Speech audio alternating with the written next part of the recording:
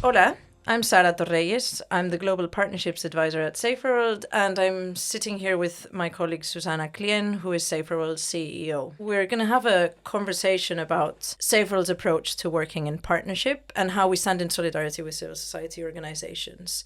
Because working in partnership is a core area of our work. We believe that it is important for us as an international organization to reflect on what standing in solidarity with civil society organizations means, particularly in a context where there's been renewed energy to talk about issues around shifting the power, anti-racism, white supremacy, and colonizing aid. This is going to be the first of 3-episode series, which will be published in the coming months. We hope that you'll find them useful as a tool for internal reflection, but also for challenge, to start a conversation, to reach out to us, to allow us to reach out to you, whether you're based in the global north or whether you're based in the global majority world. We are very open to criticism, to ideas, to pushback, to feedback. So we hope that this will be a conversation continuer, if that's a word that exists in English.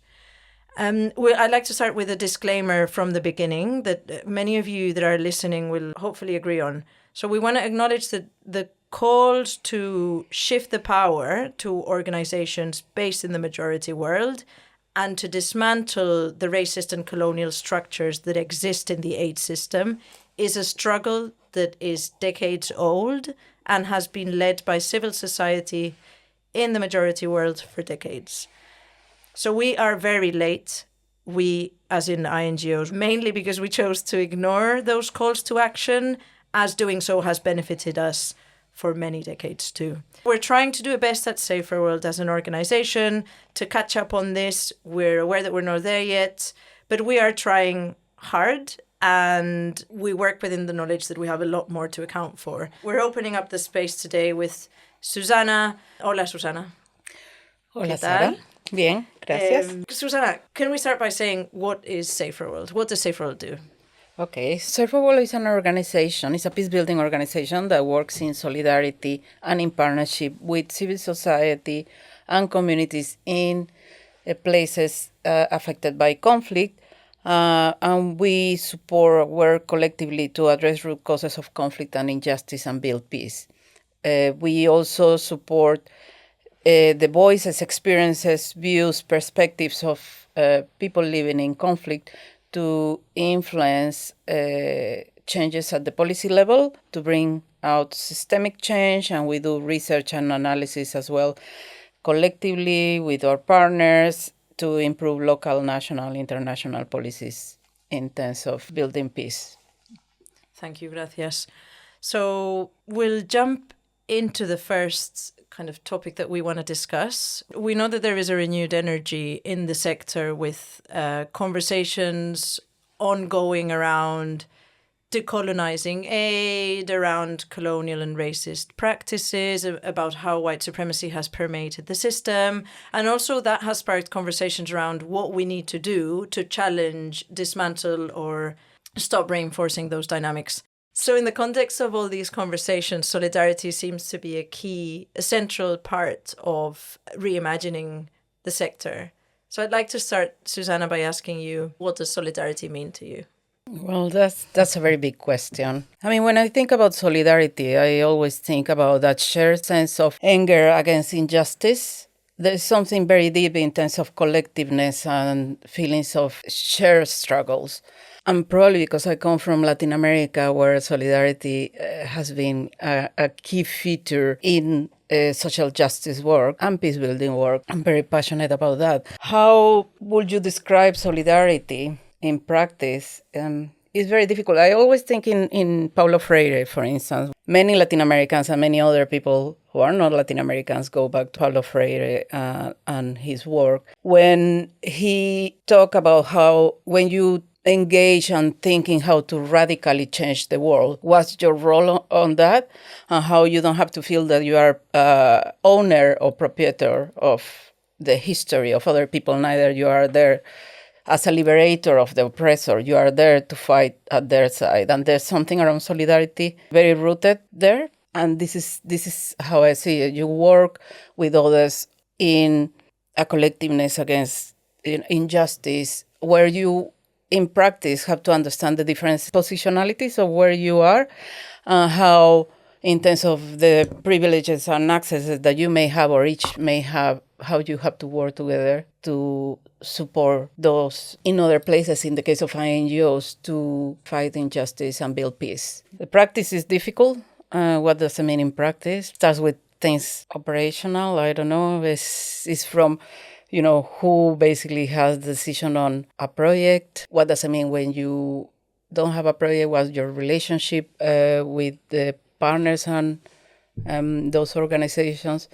There is something very basic about accompaniment. Maybe if you go back to the 80s, when accompaniment was a word that was used in the sector, accompaniment had a very, very rooted focus or sense of solidarity. That's how many organizations started working on accompaniment of human rights defenders, accompaniment of activists in moments of revolutions and wars and disappearances. And it has been very rooted into that. And accompaniment is followed through being critical friend, not leave only when things are difficult. It's being there in the different roles or spaces, supporting collectiveness of change. Sorry, that was very long. No, I think you touched upon loads of important aspects, particularly around, not centering ourselves and standing by organizations and movements that we want to be in solidarity with. So, yeah, I think that was a great answer to kick us off for sure. In the context of what solidarity means to us as an INGO that is based in the global north, one of Saferworld's main focuses is to reimagine the aid sector. That's how we talk about it. We see that as a way to embrace the drive to decolonize international engagement, particularly in conflict settings, and to promote the talent, creativity, and leadership of peace leaders. In line with this, again, from your experience working in the sector alongside CSOs and in solidarity with activist groups, movements, civil society organizations, what do you think is needed to transform or dismantle the current colonial aid system? This is a very, very big question. And yeah, those that are listening might think, how are we going to answer this huge complex questions? But yeah, we want to kickstart, and there are some things that we believe we can share that might add value. Yes, you are right. It's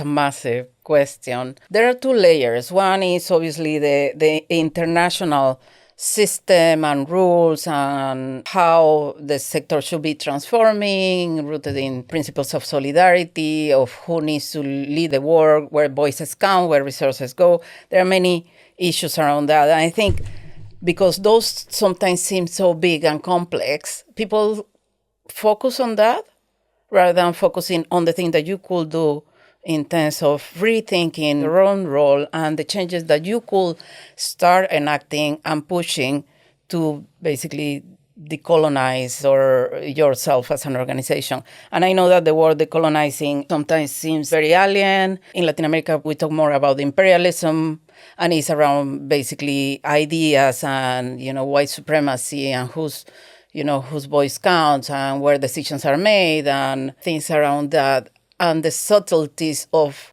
charity and the way in which you see, if we go back to Paulo Freire, when you see as liberator of the oppressed, not fighting at their side under, how people feel that they need to be liberated, in simplistic ways. So I haven't seen so much reflection in the sector in terms of what are the internal barriers that we have and what can we do. And probably we justify a lot on, donors are very difficult to change, they are not aligned, but we need to as well reflect on what we can start doing. And we have had very difficult, conversations in Saferworld in the past in terms of what this may mean. We decided at some point to share our overheads. That was an intentional decision.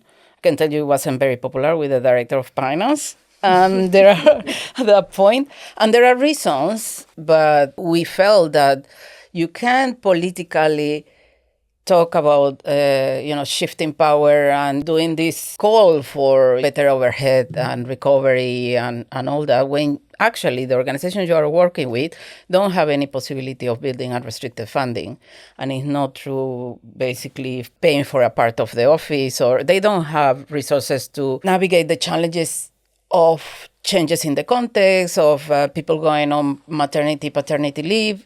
There are so many things, and we felt that it was important for us as an organization to walk the talk. And obviously, there are other things that we should do because it's difficult, because many organizations don't have overhead. We have been trying to have those difficult conversations and to take some decisions in terms of how we would like to stand for our partners. So yes, I think it's more on we focus too much on the external. I think the external is very important, but actually you have influence in the changes in your organizations, and that's where leadership has to play a role on that. And the way in which that can be shaped is going to be different in each organization. There's no one, way in which everything needs to be. Yeah, totally. And in that particular example about sharing overheads, I remember one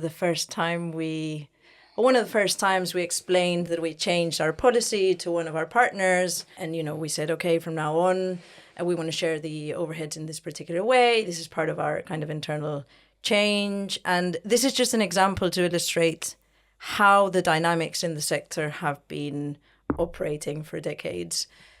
Our partner didn't trust. They almost asked, why? What has happened to you? What are you going to want from us now that you seem to be giving us more than you did?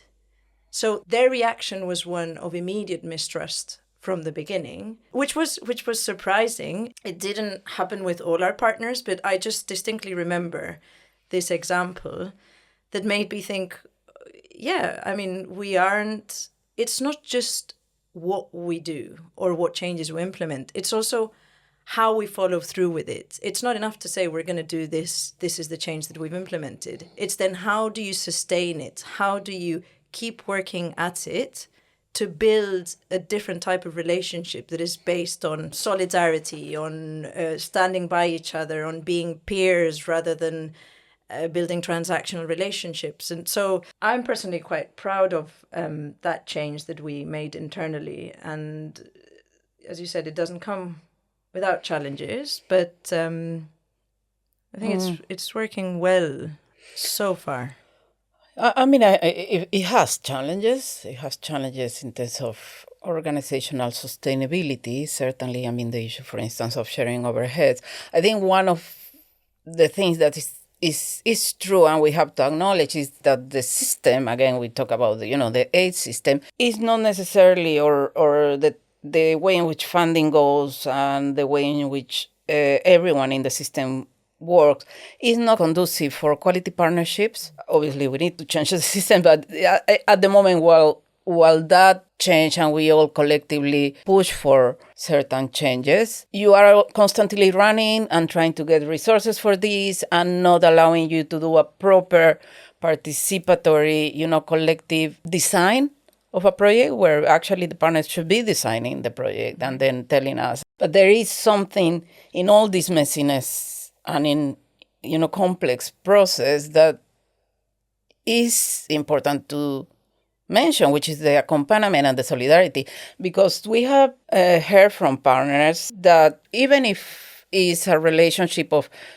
providing a grant or sub-grant or however we want to call it, the way in which we do it, the way in which we work together around, let's say, the reporting or the finances, is different, because there is something very rooted in terms of this is a collective endeavor, and we are here to support you who actually need to be, leading the work in massively complex situations, to help you in whatever we can to make sure that you can do that. And so it's not a very extractive, even if the process itself can be difficult and very technocratic, the relationship we tend to have with our partners is very different, and it's because it has solidarity and accompaniment embedded into how we want to work. So the how is fundamentally important.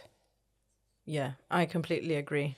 The how is key. And a lot of people have generously, for decades, put resources out there to tell us how we can do things. So it's up to us now at this point to reference those resources and act on the recommendations that are out there already.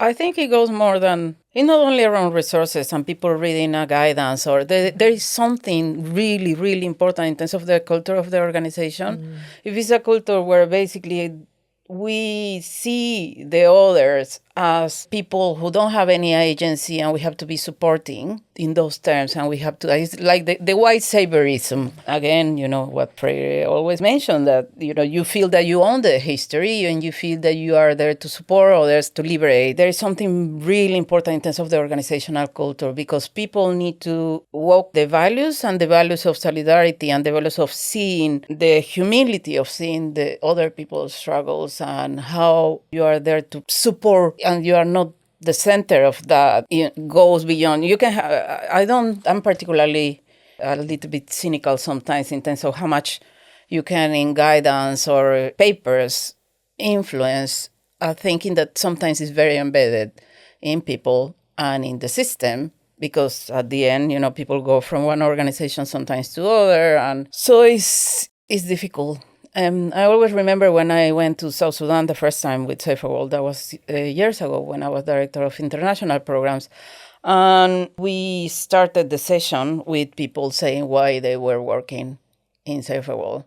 What was their personal commitment? And when you see you listen those stories of their deep commitment to peace and to social justice and to work together with others, you can feel it. But at the end, sometimes that can, it's not change, but it's not, we are not building in that, in terms of what is the organizational culture and how we need to see the other, and how we need to see the partners, and who needs to lead the work.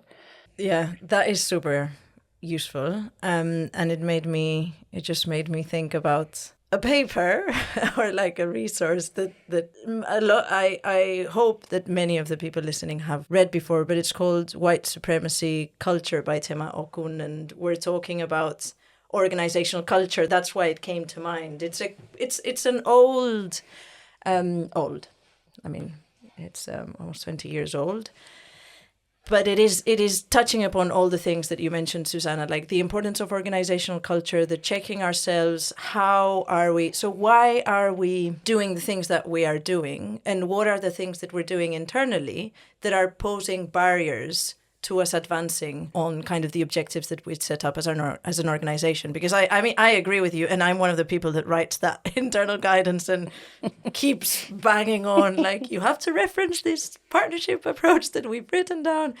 What I'm going to say supports your point. People don't read it. What's useful is to see it in the day-to-day practice of the organization and kind of to live it in a sense, rather than writing it down. I like writing it and I think it's important, but I spend more of my time supporting how to implement that stuff. So yeah, just a reference to the White Supremacy Culture paper that I really encourage people to read. I want to talk a bit about maybe what we've fallen short on. So we talk about this internally quite a lot, but in my view, there is very little reflection and openness generally on how NGOs, how we failed at reflecting on how we are contributing to this colonial aid system, and how we often, I'd say constantly, look for ways to justify our existence and continue benefiting from it without setting an end date to our role or rethinking our structure, relevance, presence. Not everyone is at the same point in a transformation journey. Some people are not even at the start of it. But I just wanted to have a bit of a chat about that, because we have internally at Saferworld invested a lot of time to reflect on what we bring and what we take, and whether we're set out to respond to our partners' priorities and to support civil society in the countries where we work. But it's difficult to know if we're walking in the right direction. So from your perspective, now leading Saferworld, but also having led and worked in the civil society space for decades, what do you see the role of INGOs being in the future? And are there any, particularly, are there any alternative partnership models or organizational setups that we could look to learn from? I think, this discussion has been going on for a long time. So now it's more popular, let's say it.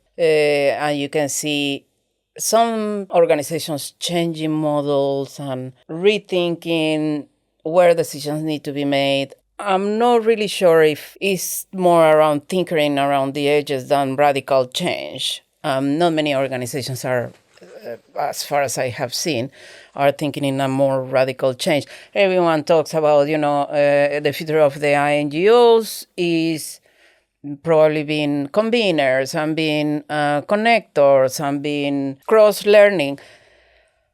I'm not saying that there's not a role for INGOs. I don't know. That can be evolving. But certainly you have to start by what will be, knowing that probably you won't solve the injustice in the world. We are seeing the conflicts are increasing and the level of human suffering is bigger, and so things are not improving. So I'm not really sure if we are ready for, the sector to disappear, but certainly we have to start by thinking what are some of the things that we would like to see in terms of our partnerships, where decision is made, how they are, accessing doors and influencing, and what is our role to support and shift that, and also to not stand as a barrier for that not to happen. And obviously, many organizations and our partners have said that they still see a role in Saferworld. And that's probably going to be the case for many people. Now, how true is that? I'm not really sure if it's because we still can provide some resources, if it's still because they don't want to deal with all the incredible hurdles that donors put. They just want to be doing the work. And, they prefer to have a sort of intermediary that works in solidarity with them so they can continue doing the work.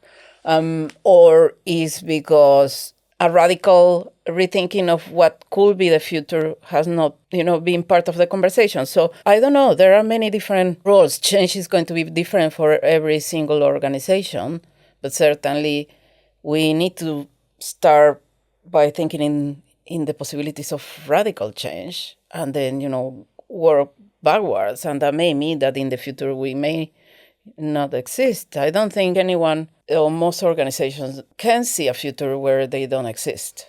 I think that's, including ourselves, it's a difficult one.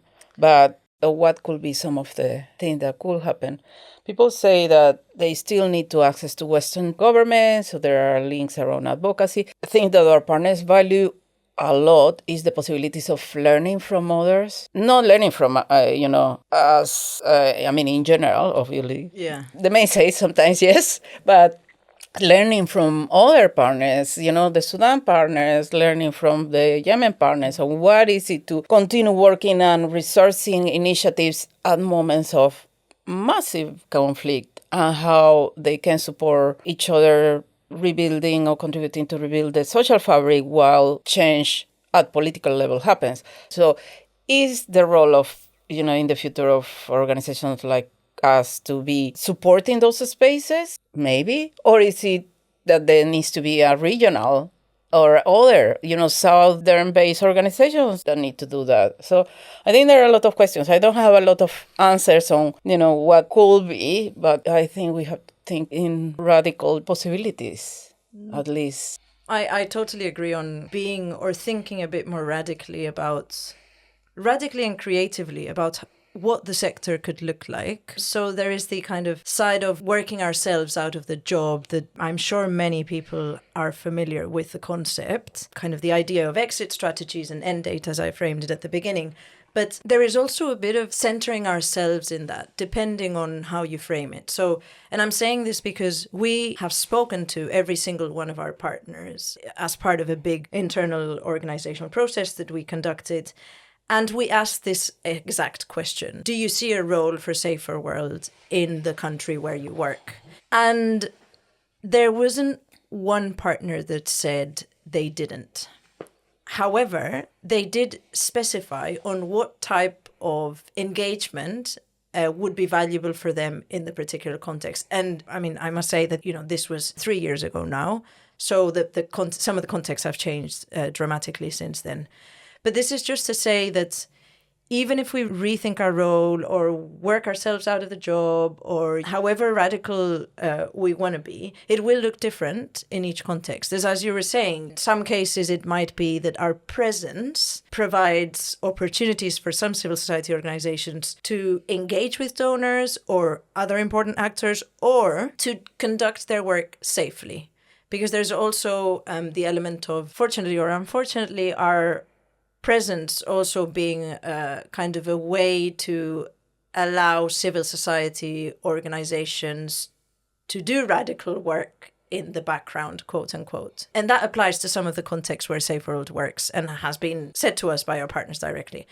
So I just wanted to also point out the context specificities are important for us to rethink what role, what presence, what structure we'll have depending on the context we work in. And this, obviously applies to a lot of different types of organizations. I know we have a good relationship with our partners, but still there is a power imbalance. So, I mean, they will answer sometimes because they like Saferworld as well, and they are thinking around, being sensitive. I think, sometimes it's around, okay, what would be an ideal world where, you don't need a Saferworld? Or what are the critical things you would like to see in the space? And then work from there. Also, I think, obviously, we all have a range of organizations we are working with. And I believe strongly in working long-term with partners because, that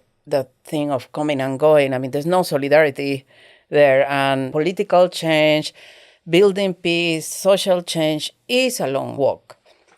But I think there is a whole range of other organizations and movements that are sparkling in the countries and contexts where we are working. And we need to be engaging as well with others to understand what people perceive as the role, in our case, of a peace-building organization is and what can or should provide and why.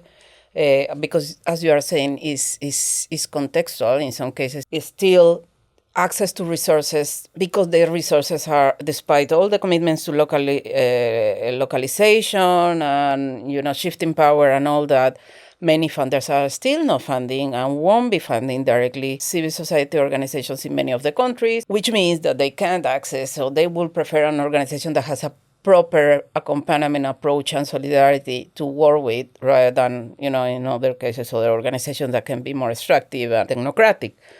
But that doesn't mean that if we explore more, they wouldn't see that as the long-term goal, basically.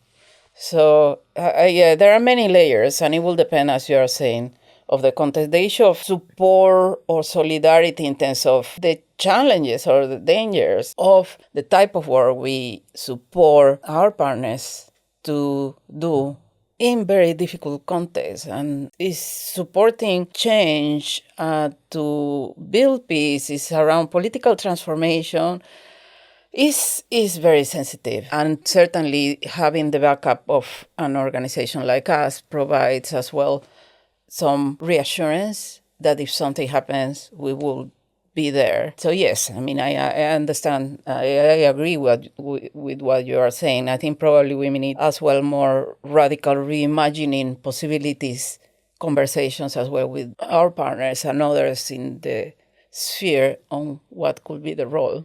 Mm. Yeah.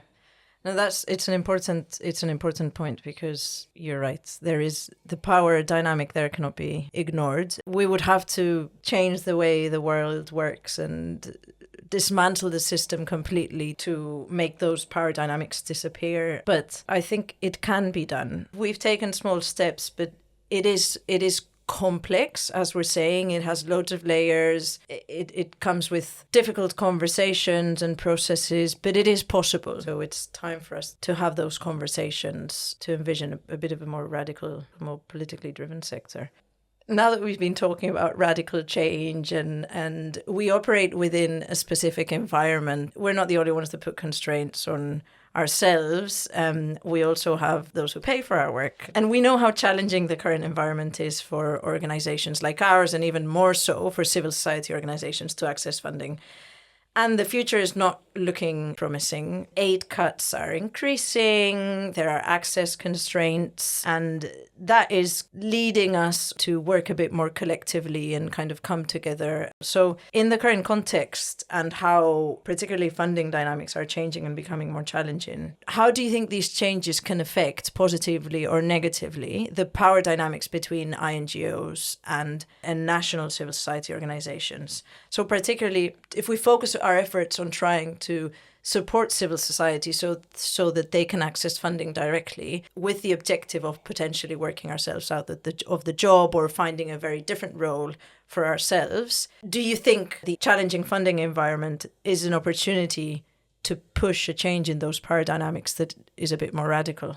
Can't remember who has said that organizations sometimes don't change because of motivation and values, but sometimes change because of practical reasons. So maybe sometimes it's good to see an alignment between the external environment is going to be different and there are less resources. And it's true that the sector will have to shrink or to reduce, or I don't know how to express it. I don't know if it's the sector and it's all the funding as well, or just the sector. Obviously, the funding is going down, but if organizations are directly funded, and there will be less resources for the sector, obviously. I think everyone is living that reality. For me, it's around aligning your vision as an organization and your values and what you, together with your partners, have set as, the strategy.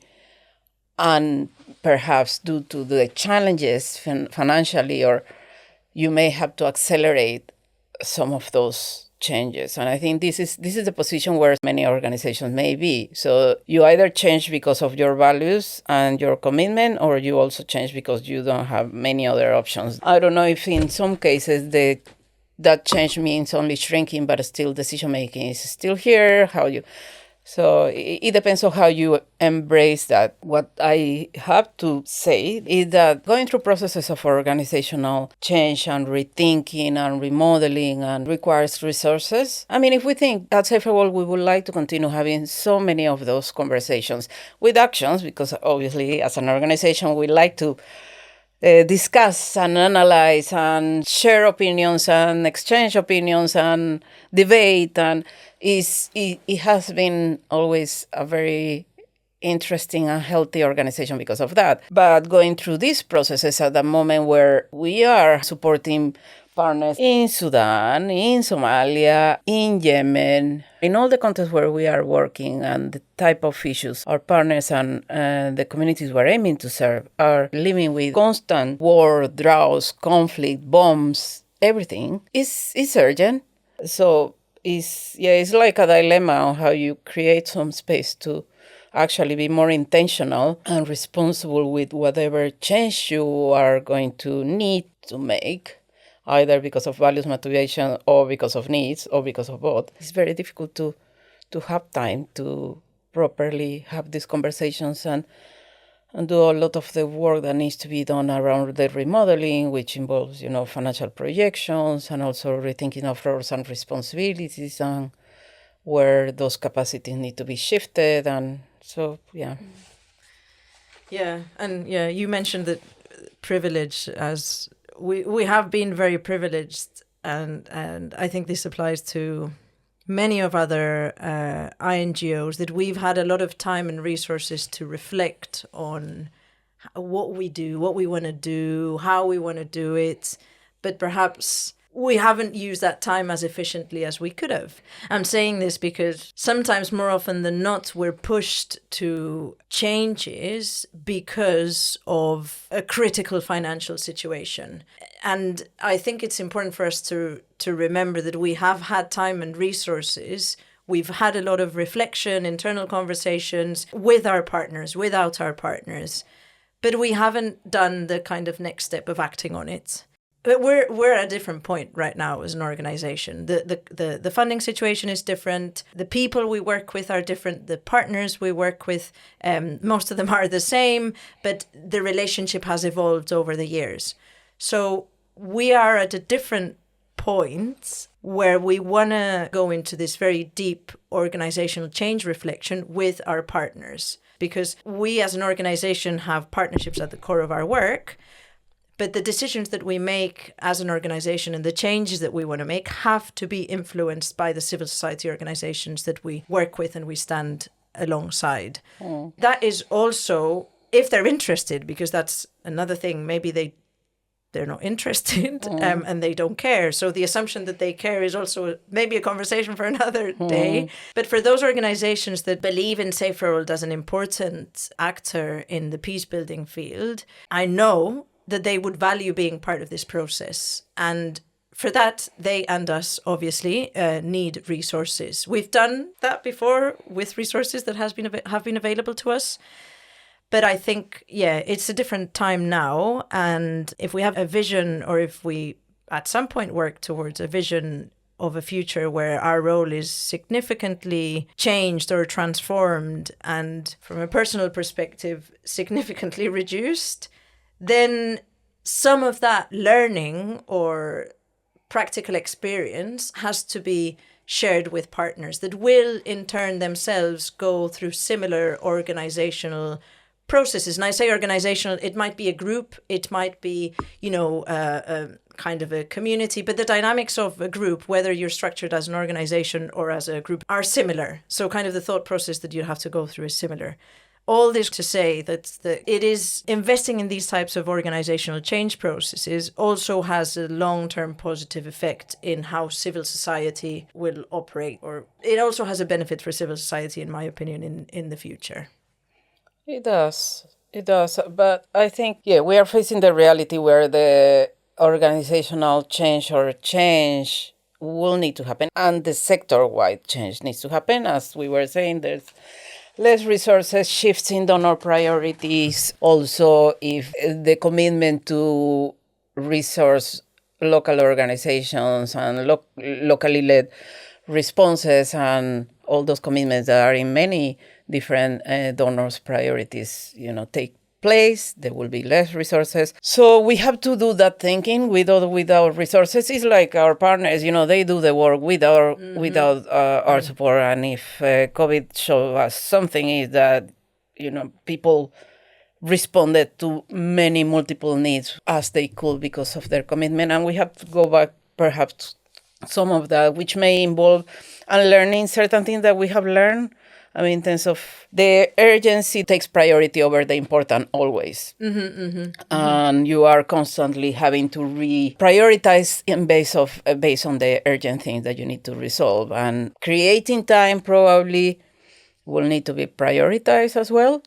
And maybe we need to do things differently in many things. We have to as well reflect on what things we need to do immediately differently to enable those processes to happen.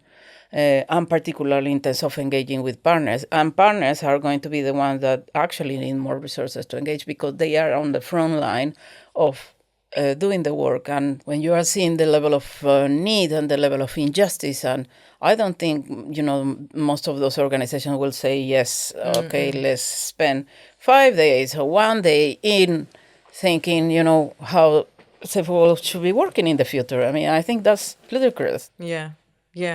Totally. And there's also the question of who are these processes going to benefit? And when we've approached a partner to participate in, for example, the development of our organizational strategy, we've started by being clear about who is going to benefit from this conversation. It's obvious that if we're bringing a partner to kind of support us or share views or ideas on Saferworld's organizational strategy, a big benefit is going to be for Saferworld. Of course, ultimately, ideally, we change the ways we work, and I strongly believe we do, and we continue to do that. But ultimately, they are helping us do thinking that we should have already done years ago.